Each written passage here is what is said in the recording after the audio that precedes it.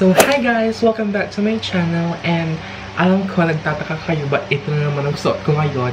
I-create ko yung makeup ko doon sa video na ginawa ko, yung Q&A, yung comeback video ko. And I'm so sorry if naririnig niyo yung electric fan dyan sa gilid because ang init-init, pinalilibutan ako ng 4 na ilaw. And then, ang init-init ito sa kwarto ko.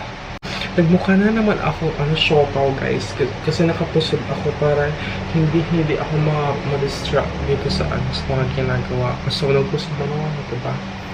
So i-recreate ko yung ginawa kong makeup doon.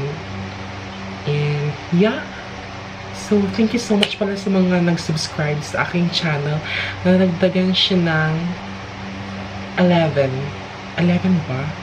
Yeah, 11 or mga 12. So, thank you so much. So, let's begin to the tutorial.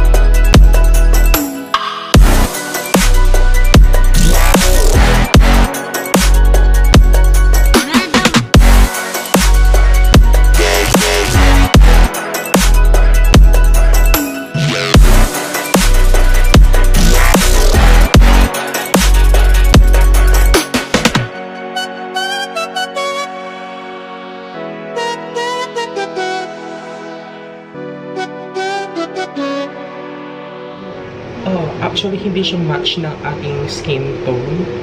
So, guys, hindi siya match ng aking skin tone kasi tinadaan ko na lang yan sa powder.